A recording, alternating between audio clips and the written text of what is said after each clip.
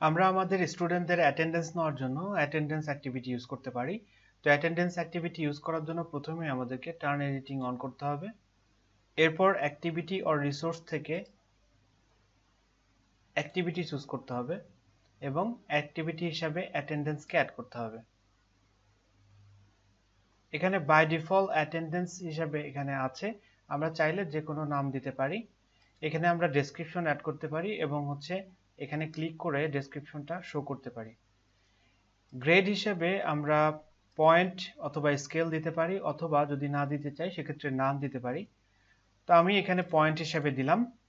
এরপর গ্রেড হিসেবে আমরা ম্যাক্সিমাম গ্রেড যেটা ক্যাটাগরিতে দেওয়া আছে আর কি অ্যাটেন্ডেন্স, সেটা দিতে পারি 7। গ্রেড ক্যাটাগরি হিসাবে আমি এখানে অ্যাটেন্ডেন্স হিসাবে যেটা আমরা গ্রেড সিলেক্ট করেছি বা পরবর্তীতে যখন যে আমরা অ্যাটেন্ডেন্স হিসাবে একটা ক্যাটাগরি তৈরি করব, সেখানে আমরা এটা দিয়ে দিতে পারি। গ্রেড টু পাস, এখানে একটা গ্রেড দিতে পারি, যেটা না পেলে স্টুডেন্টরা ফেল করবে অ্যাটেন্ডেন্সে। কমন মডিউল সেটিং এ আমরা এখানে শো করতে পারি অথবা হাইড করতে পারি। যেহেতু আমরা স্টুডেন্টদের কাছে এটা শো করতে চাই, তো সেক্ষেত্রে শো অন কোর্স পেজ এটা সিলেক্ট করা থাকলে বেটার। গ্রুপ মোড হিসাবে আমরা যে কোনো গ্রুপ এখানে সিলেক্ট করতে পারি, সেপারেট গ্রুপ এবং ভিজিবল গ্রুপস। তো সেপারেট গ্রুপস দিলে একটা গ্রুপসের স্টুডেন্টরা অন্য গ্রুপের স্টুডেন্টদের কোনো অ্যাক্টিভিটিস দেখতে পাবে না। আর ভিজিবল গ্রুপস দিলে এটা অ্যাকচুয়ালি একটা গ্রুপের স্টুডেন্টরা অন্য গ্রুপের স্টুডেন্টদের অ্যাক্টিভিটিস দেখতে পাবে। এখানে আমি নো গ্রুপ দিলাম। রেস্ট্রিক্ট অ্যাক্সেস হিসাবে আমরা যে কোনো রেস্ট্রিকশন এখানে দিতে পারি। সাপোজ আমরা অ্যাক্টিভিটি কমপ্লিশন হিসেবে যদি দেই, তো সেক্ষেত্রে যে কোনো একটা অ্যাক্টিভিটি এখান থেকে সিলেক্ট করতে পারি, যেটা পারফর্ম না করলে বা কমপ্লিট না করলে এখানে অ্যাটেন্ডেন্স দেওয়া সম্ভব হবে না। তো আমরা আপাতত এটা কোনো রেস্ট্রিকশন দিচ্ছি না। অ্যাক্টিভিটি কমপ্লিশনে আমরা যে কোনো কন্ডিশন দিতে পারি, যেটার কারণে হয়তোবা এই অ্যাক্টিভিটিটা কমপ্লিট দেখাবে। তো প্রথমে যেটা আছে do not indicate activity completion, এটা সিলেক্ট করলে এটার কোনো অ্যাক্টিভিটি কমপ্লিশন থাকবে না। Student can manually marks the activity as completed, এটা যদি সিলেক্ট করা হয়, তো সেক্ষেত্রে এই অ্যাটেন্ডেন্সের সাইডে একটা বাটন থাকবে, যেটা ক্লিক করলেই এই স্টুডেন্টরা ম্যানুয়ালি ক্লিক করে এই অ্যাক্টিভিটিটা কমপ্লিট দেখাতে পারবে। থার্ড অপশন যেটা আছে সেটা হচ্ছে show activity as completed when the condition met. এখানে আমরা বিভিন্ন রকমের কন্ডিশন দিতে পারি। এখানে দেখাচ্ছে যে student must receive A grade to complete this activity. তো অবশ্যই এখানে একটা গ্রেড পেতে হবে, যেটার কারণে হয়তোবা স্টুডেন্টরা এটা কমপ্লিট করতে পারবে। এক্সপেক্ট কমপ্লিটেড অন, এখানে আমরা একটা এক্সপেকটেশন দিতে পারি স্টুডেন্টদের কাছ থেকে, এই অ্যাক্টিভিটিটা কবে নাগাদ আমি কমপ্লিটেড চাচ্ছি। ট্যাগ হিসেবে আমরা বিভিন্ন ট্যাগ দিতে পারি। সাপোজ এখানে অ্যাটেন্ডেন্স হিসেবে আমরা ট্যাগ অ্যাড করতে পারি। সব শেষে সেভ অ্যান্ড ডিসপ্লে দিলেই অ্যাটেন্ডেন্স অ্যাক্টিভিটিটা ডিসপ্লে হবে। সো অ্যাটেন্ডেন্স অ্যাক্টিভিটিস এর সেটিংস রেডি হয়ে গেল। এখন আমরা দেখব যে কিভাবে আমরা অ্যাটেন্ডেন্স নিতে পারি। তো অ্যাটেন্ডেন্স নেওয়ার জন্য আমাদের প্রথমেই যেটা করতে হবে সেটা হচ্ছে সেশন অ্যাড করতে হবে। তো সেশন বলতে কি বোঝাচ্ছে? সেশন বলতে বোঝায় যে আমরা এক একটা ক্লাসকে এক একটা সেশন হিসেবে ধরতে পারি। যেমন বিভিন্ন ডেটে বিভিন্ন টাইমে যদি আমরা ক্লাস নেই, তো এক একটা ক্লাসকে আমরা এক একটা সেশন হিসেবে বলতে পারবো। তো এখন এখানে সেশন অ্যাড করার জন্য দুইটা অপশন আছে। একটা হচ্ছে যে আমরা যদি আলাদা আলাদা ক্লাসকে আমরা সেশন হিসেবে অ্যাড করতে পারি, অথবা এখানে আমরা মাল্টি সেশন হিসেবে একসাথে একটা সেমিস্টারের সবগুলা ক্লাসকে অ্যাড করতে পারি। তো আমি দেখি প্রথমে একটা সিঙ্গেল সেশন কিভাবে অ্যাড করে।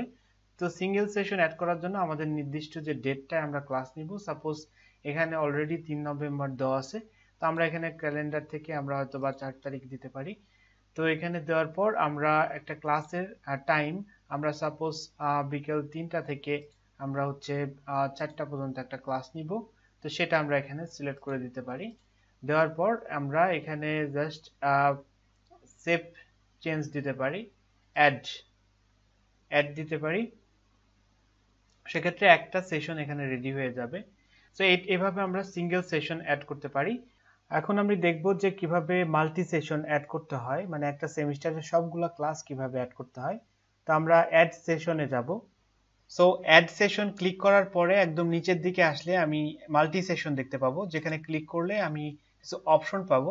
এখানে প্রথম যে অপশনটা আছে যে repeat the session above as follows, এখানে আমি যদি ক্লিক করি তো সেক্ষেত্রে এখানে রিপিট অন এর কিছু অপশন আসবে।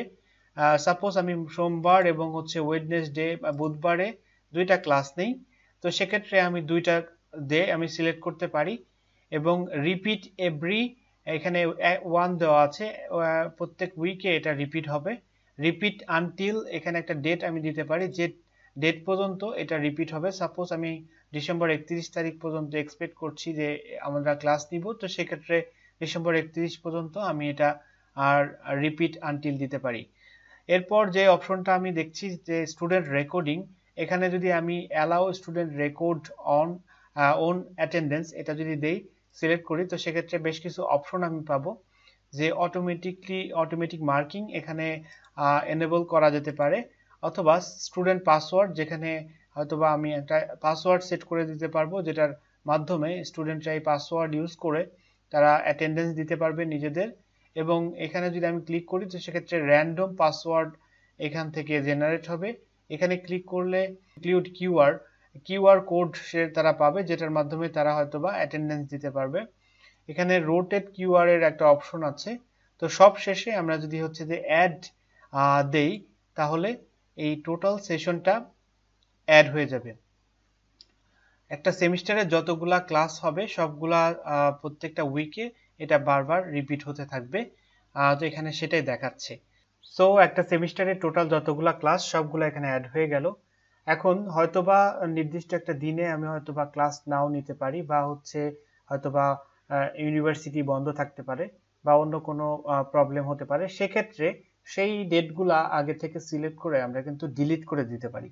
সাপোজ আমি এখানে কয়েকটা ডেট যদি আমি হচ্ছে সিলেক্ট করি, তো সেক্ষেত্রে এখানে আমি কিন্তু ডিলিট করার অপশনটা পাবো জাস্ট এই যে নিচে, এখানে আমি জাস্ট ক্লিক করলেই এখানে ডিলিট দিলেই, এখানে ওকে দিলে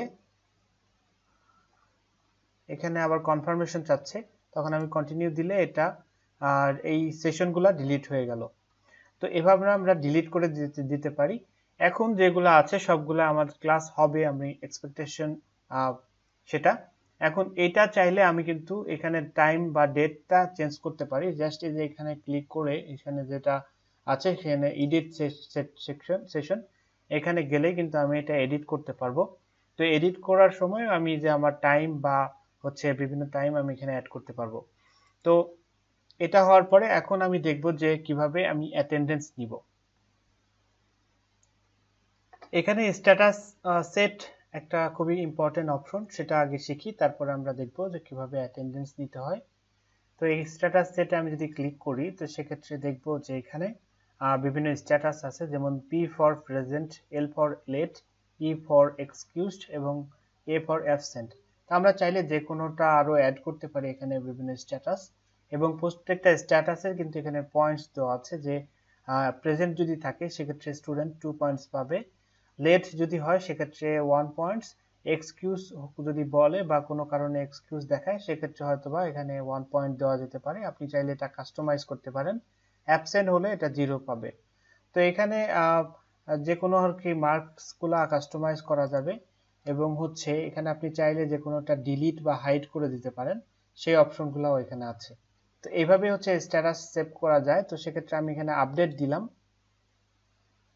আপডেট দেওয়ার পরে আমি এখন স্টুডেন্টদের অ্যাটেন্ডেন্স নিব। তো অ্যাটেন্ডেন্স নেওয়ার জন্য আমাকে আবার সেশনে যেতে হবে। সেশনে যাওয়ার পরে এখানে আমি বিভিন্ন ডেট দেখতে পাচ্ছি এবং ক্লাসগুলো দেখতে পাচ্ছি।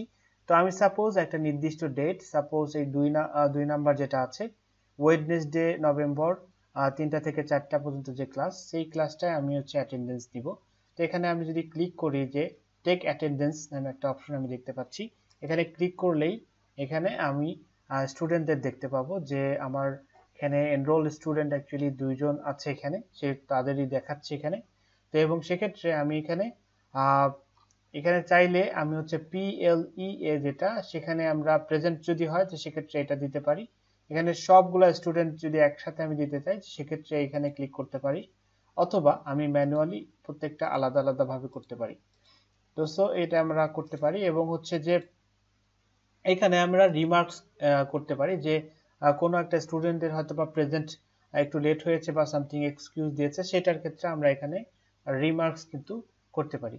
তো এভাবেই আমরা সেভ অ্যাটেন্ডেন্স দিলে এটা অ্যাটেন্ডেন্স সেভ হয়ে যাবে। এখানে আরেকটা জিনিস ইম্পর্টেন্ট, এখানে কিন্তু আমরা রিপোর্ট দেখতে পাবো, অ্যাটেন্ডেন্স রিপোর্ট, এবং হচ্ছে এক্সপোর্ট করতে পারবো। তো সাপোজ আমি রিপোর্ট যদি দেখতে চাই, তাহলে রিপোর্টে ক্লিক করলে এখানে আমি স্টুডেন্টদের অ্যাটেন্ডেন্সের বিভিন্ন রিপোর্ট আমি এখানে দেখতে পাচ্ছি, যে বিভিন্ন স্টুডেন্ট বিভিন্ন ডেটে যে রিপোর্ট তৈরি হয়েছে সেগুলো আমি এখানে দেখতে পাবো।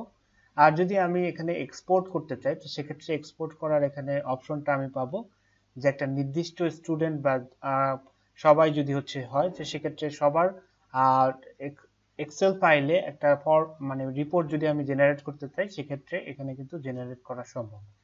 তো এই ছিল অ্যাটেন্ডেন্স। সবাইকে ধন্যবাদ।